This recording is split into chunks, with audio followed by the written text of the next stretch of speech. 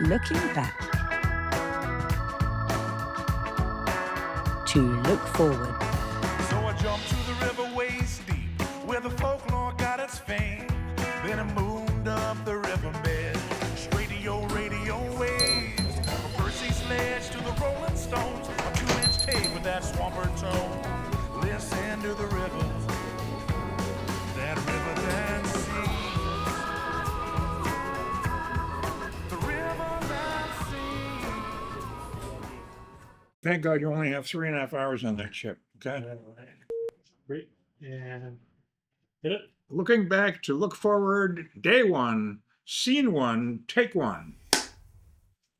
We've done this before. Beautiful. I'm Jock Brandis.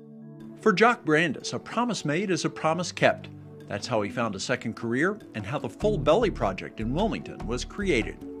I was the founder of the Full Belly Project. Jock Brandis was a professional at inventing efficient ways to solve complicated problems while working as a lighting director in the film industry. We were entirely a request-based organization, so we would only show up when people asked us to show up. And we do it all over the world really efficiently with these simple tools. And help them with their problems. And I met some of the most amazing people in the world. Jock is most well known for his humanitarian engineering work, particularly as the inventor of the universal nutsheller.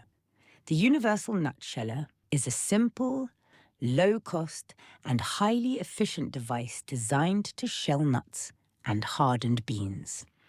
It has had a profound impact on improving productivity and reducing manual labor for farmers in developing countries, especially for small-scale producers who rely on nuts as a key part of their livelihoods. I happened to be in Africa in a small village, and I saw women shelling peanuts by hand.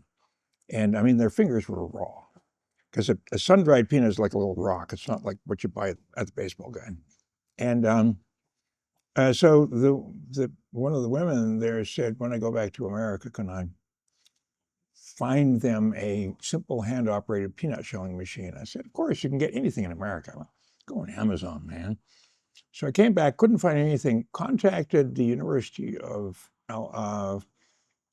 Georgia, one of their campuses, because they are the Oxford, Cambridge, Harvard, and Yale of peanuts. And the guys there said, forget about it, it doesn't exist. Tell those dear sweet ladies that they're out of luck. And then the guy used a phrase that really tweaked me. He said, and don't try and invent one because, better minds and more people than you have tried to do it and they failed. That was like, oh, really?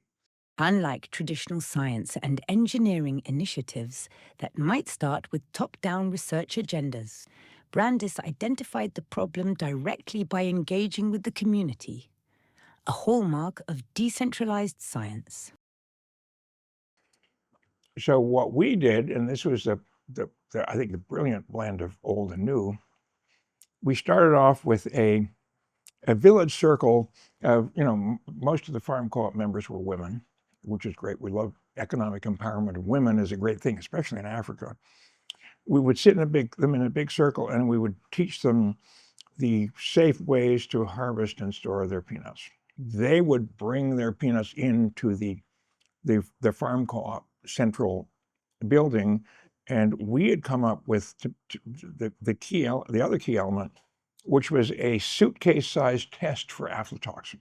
And we put it in a kit with everything you needed to do the test and very simple instructions so that I could teach in 4 hours someone on the staff of that co-op how to do a test. And once he'd done a test and it was acceptable, there were 1,000 tests and there were 1,000 QR codes.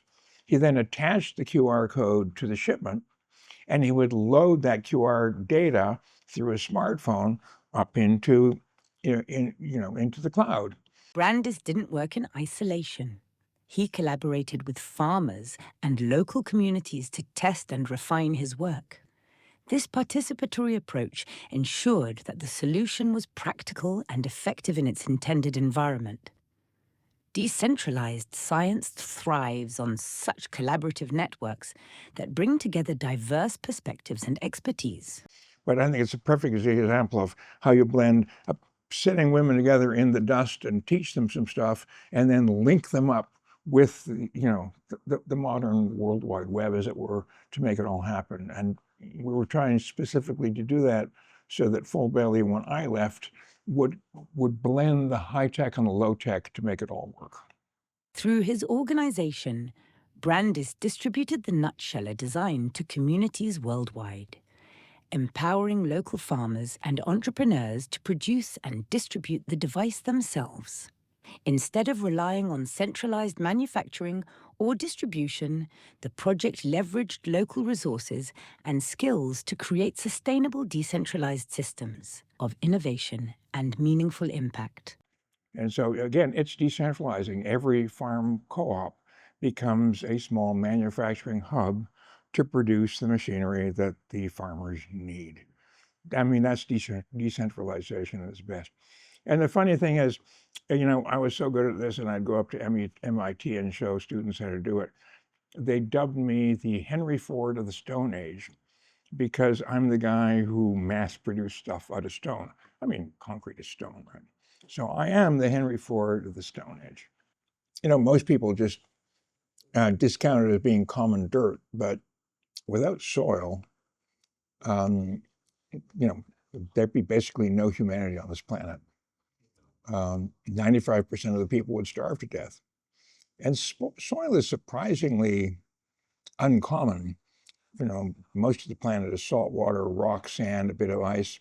Only 3.5% of the planet is covered with anything that will grow something that you and I might want to eat. So I was kind of raised on a farm, and my dad didn't want me to be a farmer, but he wanted me to get into agriculture. So when I went to college, that was his big push. But that was a time when agriculture was all about, bigger farms, bigger tractors, more powerful fertilizer, more toxic chemicals to kill insects and weeds.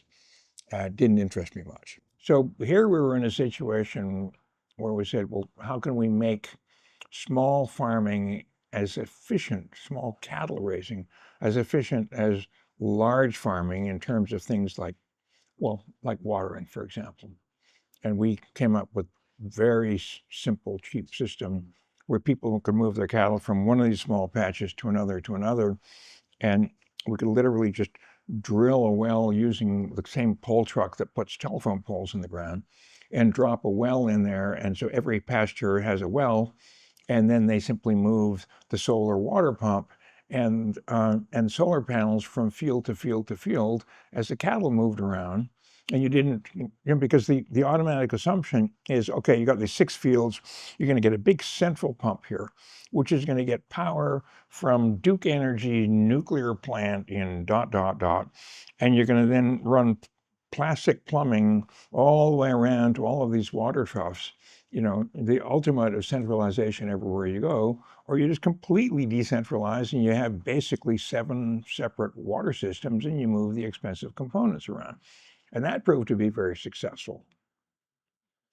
Probably 90% of the nonprofits looking for funding, there's kind of a preset track for them, which they simply have to follow, and there is the pot of gold at the other end. They are healing, housing, feeding, and teaching. These are much easier because those are things that there's a lot of funding waiting for them. But if you say, I'm here to try and set up appropriate technology in small communities around the world and ... everyone looks at you like, blankly, like, what? We discovered early on is that I'm a pretty primitive guy and I think in pretty primitive ways, and that I had set up Full Belly to basically be so stuck on primitive technology that when I went, it was going to go away because people don't think like I did. So towards the end, I managed to get together what I thought was a really great blend of ultra primitive and pretty sophisticated. And we could only do it with the young volunteers who understood the stuff. I didn't. I'm way more cynical about, old, educated, mature, experienced people than I am about young people, because young people are wide open. They've been exposed to incredible amounts of more sort of bizarre YouTube information. Their brains are much more receptive than you might imagine. I mean, in the end, you know, they're the smart ones. You know, we had our experience with the aflatoxin thing, blending the most simple old technology with, you know, lateral flow tests and QR codes. And the way you make that happen is the way we made it happen, which is to get about a 3-generation team of people together, you know, and between them all, the pieces get together so fast it's breathtaking. When we started that project, I did not know what a QR code was. It was like everyone's looking at me like, oh, you are the idiot here, aren't you? You know, and they had no idea of how food is harvested and stored. So, but you know, it takes 3 generations to keep all that stuff. Who knows if somewhere, you know, microchips and steam engines might be the future of the planet. You never know. Jock Brandis, through his work with the Full Belly Project, developed successful open-source appropriate technologies which enabled local communities to build and modify specific devices suited to their needs. This approach embodies the principles of decentralized science by promoting collaborative innovation and the free exchange of knowledge to address global challenges. This is the spirit of decentralized science. Nice to have you all here. President Jock Brandis,